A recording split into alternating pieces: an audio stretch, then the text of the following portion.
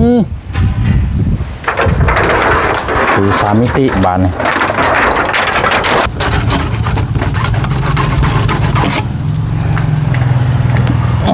คิดเอา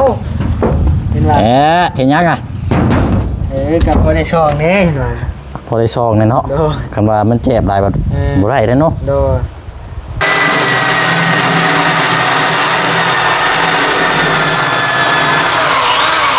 ร้อย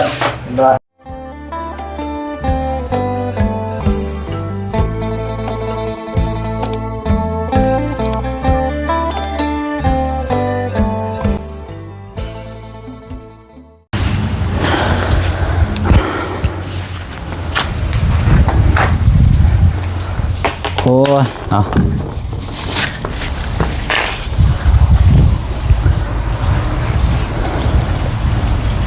ทักทายสบายดีและสวัสดีพ่อแม่พี่น้องเบิดสุขูสุคนในพี่น้องเด้อเนาะ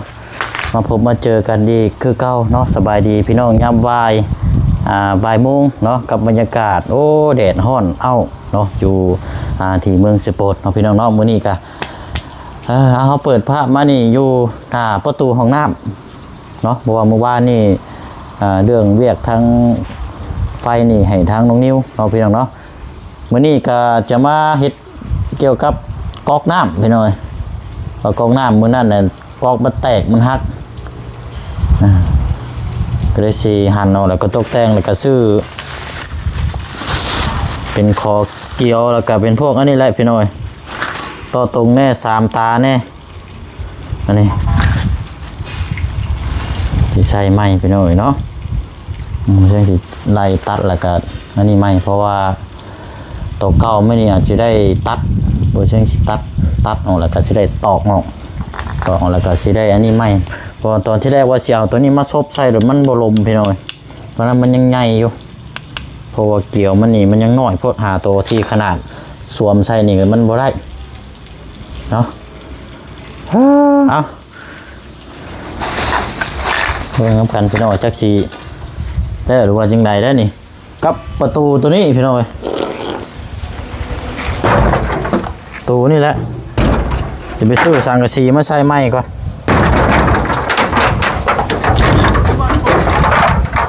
มันไปเมื่อไรพี่น้อย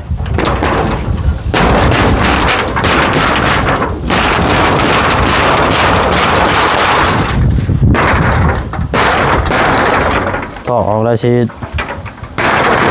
ซื้อมาใส่ไม้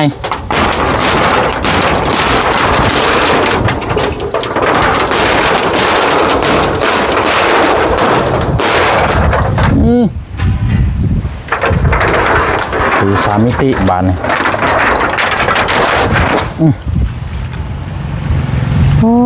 ตัวนี้บรรลุไปแล้วนี่เนาะบรรลุมนี่จับนี่ใส่อีกแล้วนี่คือไม่แน่มาใส่อีกแล้วนี่โอ้ย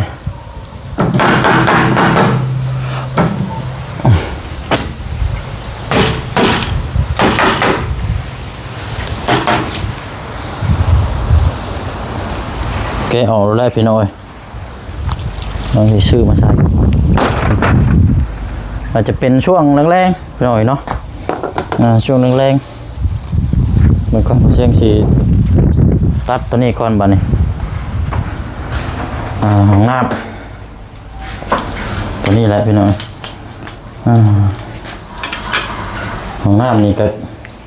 คัดบ่ทันแล้วใช่เมื่อวานนี่มันอันนี้เพราะว่าเบี้ยมันยังบ่ทันแล้วอยู่จังสีเอาไหมนี่แหละมีสิตัดตัวนี้ก่อนแต่ว่ามันสวมบ่ได้พี่น้องเอาน็อตเอาอันของงอมาใส่กี่ดีมันบ่ลมกันก็เลยสิตัดออกก่อน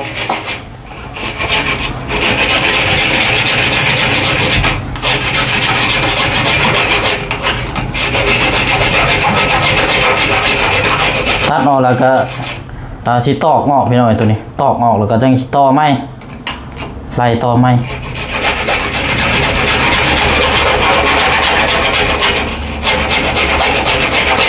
ในมือใช่ผมจะมีล่ามเลยพี่น้อยเพราะว่าบริสุทธิ์เอาแบบง่ายๆรถ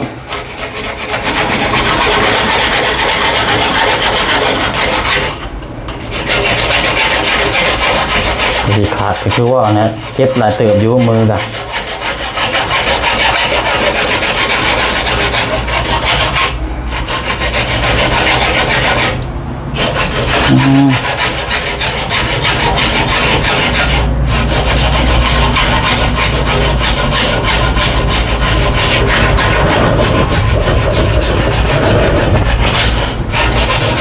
มันมีเล็กค่าอยู่ในนี่ได้ไหมครับ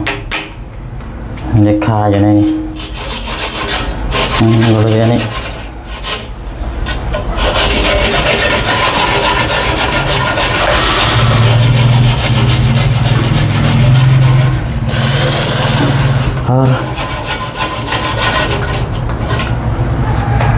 เบียร์ไปเลย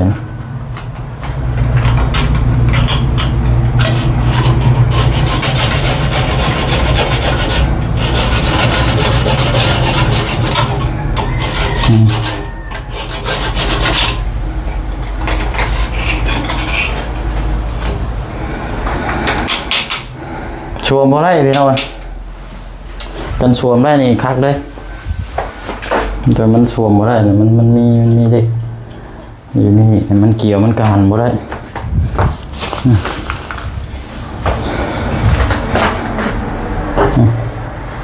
บูรุมเลยเดี๋ยวมาช่วยชิดโต๊ะออกแล้วก็อันนี้ไม่พี่น้องโต๊ะออกแล้วโต๊ะไม่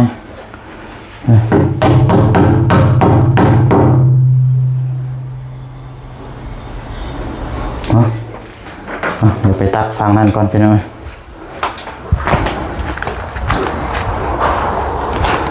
น้ำกับปิดก็ยังไหลคือเก่าอยู่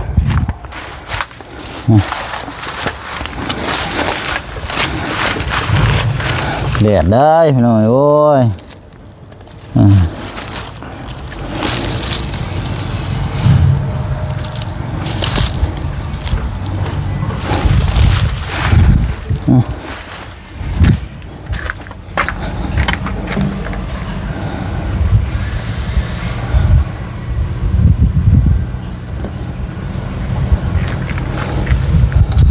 สิได้ตัดตัวนี้แล้วพี่น้องตัดแล้วก็ใส่ของงอใหม่ได้นี่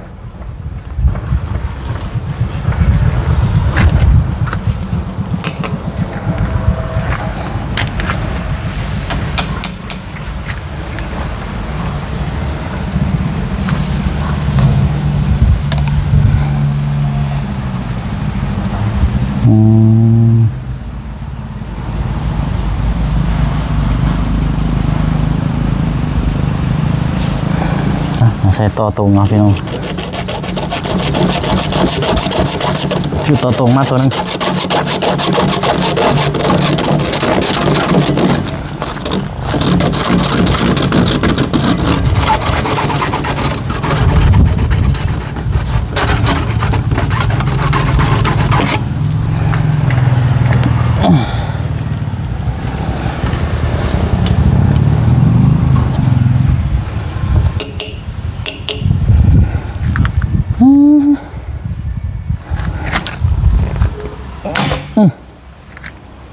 จังเลย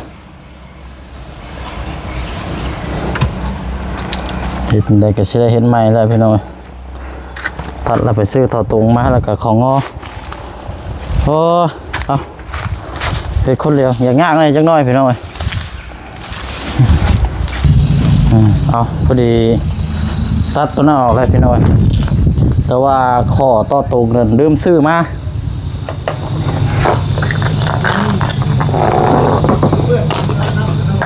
มีแต่สิต่อตัวนี้แล้วก่อน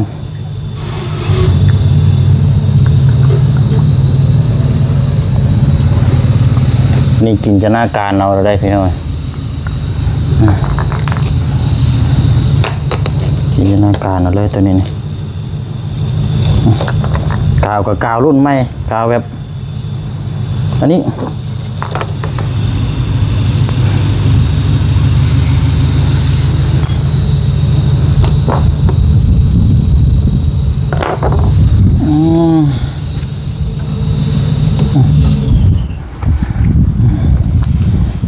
กาวรุ่นแบบก็ต้องใช้มือพี่น้อง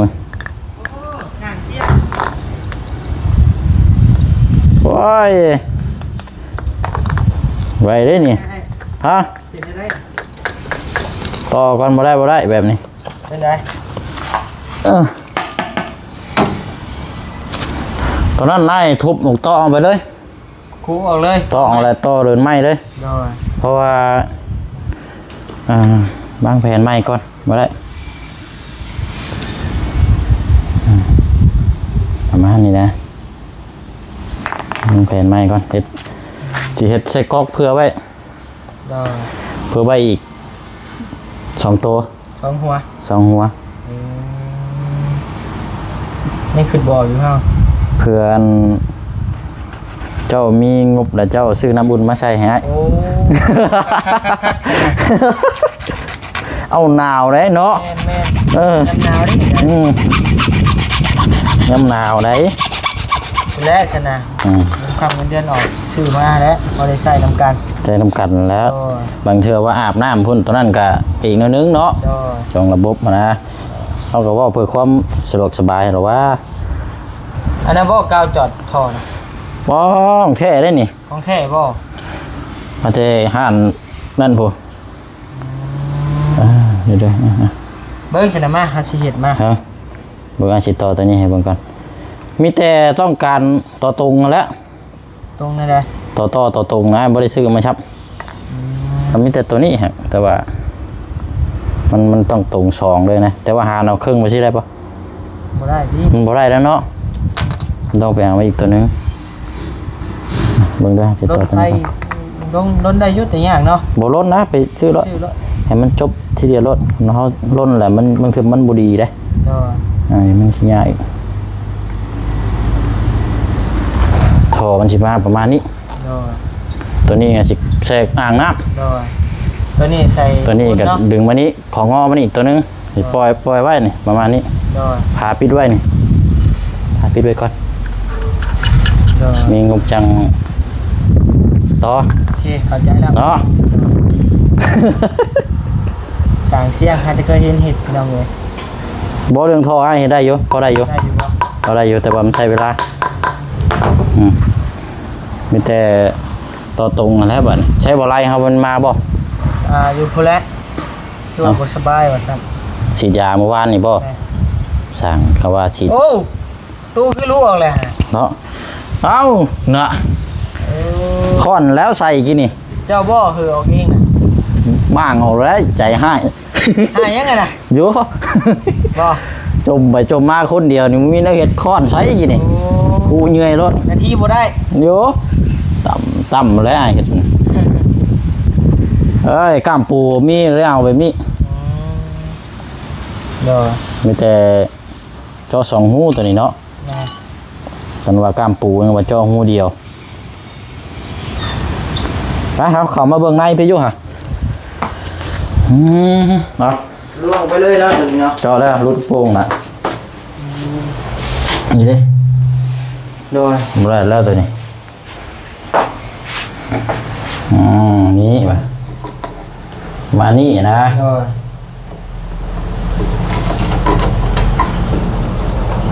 มันกลางหูมันบ่ได้แตกแล้ว เดี๋ยวแรกมีแต่ก่อนหัวออกมากระดูกก็ได้ ประมาณสำรองมันก่อนเนาะประมาณนี้แล้วก็ของงอนี้ โดย แต่ว่าตัวนี้ให้ชิดได้ด้วยเอาค้อนมา มาสิบบ่ ติดเลยมันจึงเจ็บเพราะเก่าอันนี้มันยังกระปุกแท้ ใส่หลายพวก เนาะเขาต้องเอาค้อนมาคอยโต๊ะเขาเนาะ โดย โต๊ะให้ชิดเลยแล้วก็ใช้ของงอมันนี้ โดย ของงอมันนี้ดึงแล้วก็ใช้ประมาณนี้ก็ได้ โดย ดึงมานี่ประมาณนี้ก็ได้มันคือเนื้อใส่เท่านี้นะ โดยน้ำอุ่นนี่เนาะ โย่ว่าโอ้ยซื้อแล้ววางแผนไว้ให้ได้เห็น ใช้ แล้ว ท่อเบื้องหน้าบ่มีบ่ ตัดแล้ว ตัดทิมนะ ตัดแล้วไม่แท้ไปเอาตัวตรงตัวหนึงครับของงอ อาจจะไปเอาตัวตรงเดี๋ยวจัดการ ปึ้งอยู่นี่ โอ้ยติดเอาเห็นว่า เห็นยังอ่ะ กับคนในช่องนี้เห็นว่า พอได้ซองเนี่ยเนาะ โดย คันว่ามันเจ็บหลายแบบบ่ได้เด้อเนาะ โดยเอาอันเนี่ยติดยังซีมาติดเอา ได้อยู่ บ่เจียอันนั้นได้อ้ายซื้อมาอีกก้อนอันนั้นเด้ บ่อยู่แล้ว บ่อยู่บ่ โดย เปลี่ยนใหม่แล้วไปยัง บ่เปลี่ยนนะได้ล่ะ ได้อยู่เนาะพอได้ซองเบิ่งเนาะ แม่นพอได้ซอง เอาแผ่นเดียวพอเนาะ โดย ตัวนั้นมันหนักอยู่เนาะก็อ้ายสิต่อออกที่นี่นะ มุนโพดมันคันว่าอาบน้ำสิป้าเบื่อก็บ่ได้ ใจโอ้ยไว้นี่กว่า โดย ประมาณนี้พอได้ซอง โดย ทานเฮาตัวนี้ได้สามมนุษย์บ่ได้นี่ถ้าสิเอานี่ได้นี่ จังว่าเด้อนี่ เนาะ เสียดใหม่เฮ็ดบ่เป็นซะบัดนี้ตัวนี้ พอบ่เห็นไม้แล้วเอาตัวเก่านี่ก็ได้คันนั้นก็เฮาจะหาไม้มาแนบเอาเนาะ แม่เนี่ยมันก็ได้ ไม้แนบประมาณ ข้างนอกก็ได้ แนบข้างนอกเนาะตอก แม่น แต่ว่าตัวนี้บ่ได้ละ ๆหลายอย่างเนาะโปรแตง ป้าซะเบิ่งมีแต่อันของงอตัวนั้นไว้ตัวตรงตัวหนึง ตัวตรงตัวหนึง ของงอนี่ ของงอทั้งนอกมีแล้วบ่ มีเด้ตัวนี้เด้ โอเค ของงอตัดตัวนี้เอามาอีกตัวหนึงเนาะ โอเค ผ่าพันเทปพันเกี่ยวอันก๊อกเด้ออยู่ในกะละมังตัวนั้นได้อ้ายซื้อมาครบละ โอเคกล่องมันก็มีในกระมังบ่ แม่นซื้อมาแล้วมันนั้นยังบ่ทันได้ใช้บัดสิมาใช้อย่างนี้ล่ะบ่ดีหมุนโดนหักเลยมันน่ะเจืองเฮ็ดก็เลยสิเปลี่ยนใหม่เพราะว่าเผาเฮ็ดแล้วน้ำมันซึมมันเหี่ยหลายแล้วพี่น้องโอเคฉันออกมาเดี๋ยวไปซื้อต่อตรงก็ได้แป๊บนึงเด้อ โดย เอาต่อเจาะตัวนี้ก่อนก็ได้ โดย ต่อเป็นก็ได้จะเดินงอตัวนี้ก่อนก็ได้จังวัดเบิ่งดึงมานะ โดยได้ทางหลังไปต่อบ่ ต่ออยู่ขึ้นมาหนิดนึงตัดต่อขึ้นมาหนิดนึงไปเอาละพี่น้องไปซื้อต่อตรงก่อนให้มันแล้วมื้อนี้นี่ก๊อกน้ำนี่ ข้าวต่อไม่มีคนอะไร พี่น้องเอ้ยลืมชื่อสังกะสีเอามียังธงปิวคือปิวไว้นั่นน่ะ อะไรโอ้เฮียละ ตายระเบิดได้หามีโทรศัพท์บ่ นี่อยู่ ห่อนได้วางไว้โฮมไปนี่มีหอยไว้คออะไรก็ได้นี่ใช้นี่ได้หรือบ่ครับ ยังอยู่ เอาตัวนี้ต่อ ต่อนี่ก่อน ต่อข้างนอก ใช่ ต่อตรงนอกนะ ต่อเลยดิ จะใส่ของงอกเอาบ่ บ่เลยใช่ไปเบิ่งมึงดู คือว่ามันขาดบ่แม่นบ่ บ่ได้ขาดที่คือ ปุ๊ตาย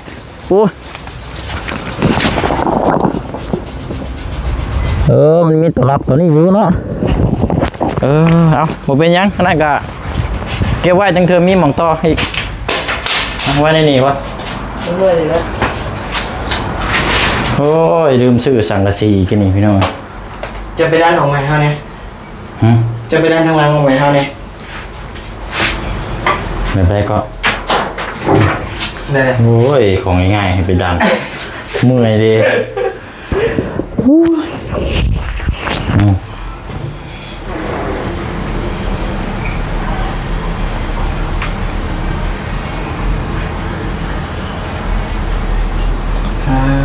ห่อนเลย ห่อนได้กาวนี่ใช่ดีเลยตัวนี้นี่ตัวคักอยู่ ครับว่า เดี๋ยวมันเกิดมันหมูบริติดมือแบบว่าอันนี้แล้วช่างเอาโอ้น้ำยาได้มาล่างขายเสื้ออย่างไรช่างล่างหัวไล่นอกหัวไล่นอก โดน ทั้งที่ฉีดยาทั้งว่าฉีหายวันยังป่วยตื้มระบบเป็นตาแล้ว คนบุตาว่าหยอกว่าเรื่อยๆอย่างไรนะ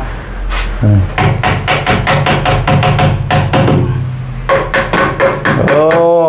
พักบานติดการเลยบานแก้วเห็นคัก ครับป้าของซิป ตอนโทรเฮาวันนี้เนาะเอาเบิดชุดนั่นแหละใส่ชุดเบิด ชุดเลยเนาะ ชุดเลยฉันไปฉันมันแหละ งานเล่งเลยเนาะ งานด่วนได้นี่พาเฮาบ่แรงจังว่ากันเนาะมันนั่นกัน ขาไปโฮมก่อนขา เพราะว่าบริซื้อมากินนี่ลืมพี่น้อยไปอันนี้เดี๋ยวน้ำยามาเทใส่นี่อีกด้วยนึงจะจังอันนั้นละไรละฉันว่าแน่นแล้วก็บ่ต้องกิ๊บนี่ก็บ่ใส่ก็ได้นะเนาะ ฮะ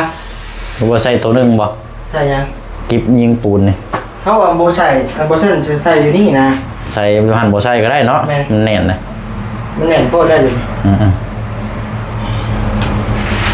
อ้าวบานนี่ใส่เฮาลองเบิ่ง ใส่ตัวนึง นี่ก็ ใส่หิมเจน เอาหัวมาใส่ก้อนเลย ปึ๊บใส่นี่เอาหัวตัวนี้ก่อน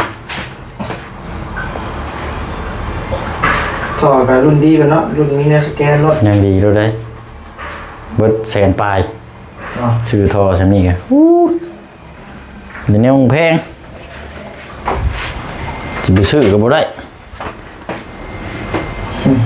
จำเป็นอันนี้ได้ก็ห้องประจำเป็น มันจะเป็น ที่มาที่ไปอันนี้ได้ก็ห้องประจำเป็นกันย้อนใช่แหละ มันอยากใช่ดี มันอยากใช่เด้คันบ่ใช่มันก็คำว่าห้องประจำเป็นแล้วอะเรียบร้อย เป็นนะครับบน ไปก๊อกแล้วครับวันนี้ก๊อกอยู่ในกะละมังพระเจ้าเอามาแล้วบ่ ย่างเลย น่าจะไปเอามาเด้อพระเจ้ามักไว้ได้ก็ได้เดี๋ยวอันนี้เอาละก๊อกก็ย่างดีรู้ได้บ่ได้เอาแบบอันนี้ได้เพราะว่าเคยเห็นมาเลยพันเทปก็อยู่หั่นนะบอกสว่าง เป็นวัดพี่น้องเลยพากันเป็นไข่เป็นวัดมาหรอกครับดูเรื่องในการบ่ย่าวก็เป็นบ่ได้ก็เป็นดูเรื่องก็เป็น แสดงว่าเป็นเบิดบ่ทีมงาน แม่น ตายคักบาทนี่เนาะยังมาแพ้ทั้งนี้ได้ โอเคได้มานอนนำ ได้แบบนี้มากินยา เช้านี่ไปแต่8 โมงไปแต่7 โมงเข้าไปเจ้าเวทจังโมงเลย ประมาณ8 โมงเช้าลายบ่ไหว2 มื้อเลยสลบมันเลยพี่น้องได้ออกมาล่างทางเฮือนทางมันตากับยายมาชอนนี่แรงพระแรงช่างสีอันนี้โอ้คักบาทนี่เนาะโอ้โธ่ เดี๋ยวได้ ยี่นี่ยิงตัวนี้ใส่อีกตัวหนึงมันจบบาทนี่เนาะจบข้าว ได้หมดตรงนั้น มันอยู่ในทงนะ จะเก็บเมื่อไหร่เงินอยู่ในไง วัดมึงเด้อเอามึงตรงๆเลยมันเบี้ยวแต่กับบงงามเลย โอ้สั่งตาลี เดี๋ยวเบี้ยวกับใครเราวัจะคลองว่าตาเล่เนาะ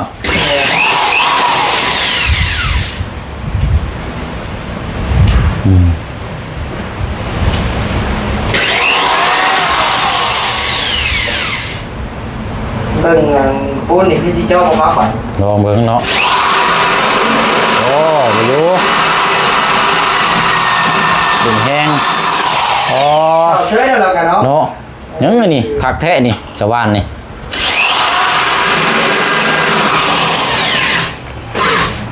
เรื่องที่สั่นเลย เนี่ยบอก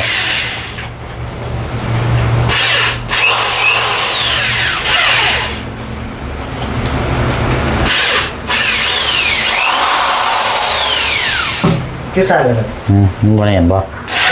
เราลงชุดแล้วบ่เขาล็อกมึงกระชันเลยเนาะ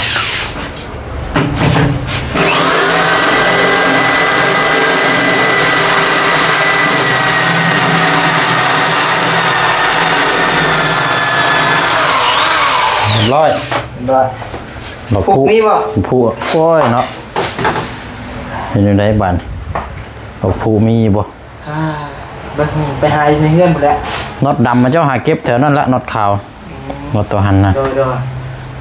ยเส้นทำไมมันตอกแซ่ ไม่มาตอกแถวน็อตก็มีอยู่น็อตดำน็อตยางอันนั้นเอาไปถึงโอ้ยพี่น้อยทางน้องนิวมาซอยอีกแรงหนึงจักสีจับกล้องเนี่ยจักสีเฮ็ดเวียกในกินนี่กับมันโดดเปิดปั๊มพี่น้อยเนาะเอากะก่อนจะถ่ายคลิปลาพี่ละน้องไปกะพี่น้อง FC เฮาถามมาหลายคนข้างหลายเลยเนาะพี่น้องเนาะสำหรับทางทะเบียนบ้านเช่าหลังที่ทางผู้เชียงอยู่กับทางทีมงานน้องๆนี่นะพี่น้องเนาะเอาอยู่กับน้องๆนี่ทะเบียนบ้านนี่บ่มีเด้อพี่น้องเด้อเนาะบ่มีครับผู้เชียงถามเพิ่นได้บ้าน2-3หลังแถวนี้นี่ยังบ่ทันได้ขึ้นทะเบียนบ้านเบิดว่าซั่นพี่น้องเอ้ยบ่มีเนาะบ่มีทะเบียนบ้านพี่น้องเอ้ยจะสิเอาหยังได้ขึ้นบ้านนี่พี่น้องเนาะ ผู้เชี่ยงก็ว่าอยากอันนี้อยู่พี่น้อยมาไปถามทางเอ้ยเพิ่นมากินนี่ไปซื้อโทรมากินนี่ยังบ่ทันได้ขึ้นทะเบียนบ้านซ้ำบ่ซั่นแต่ว่าน้ำสมมุติครัวนี่จักได้หลายแล้วพี่น้องเนาะเอาก็นั่นแหละพี่น้อยเนาะบ่ได้ขึ้นทะเบียนบ้านเนาะแจ้งพี่แจ้งน้องนำกันเนาะที่ทักถามเข้ามาหลายพี่น้อยเนาะเอาคลิปนี้ทางผู้เชี่ยงลาพี่ละน้องไปก่อนเด้อพี่น้องเด้อเนาะดิ่งมีหยังเพิ่มเติมจังไดก็จังมาพูดมาคุยแจ้งพี่แจ้งน้องนำกันอีกเนาะพี่น้องเนาะลาไปก่อนพี่น้องเอ้ยเนาะไปมาเด้อพี่น้องเด้อเนาะสบายดีพี่น้องเอ้ย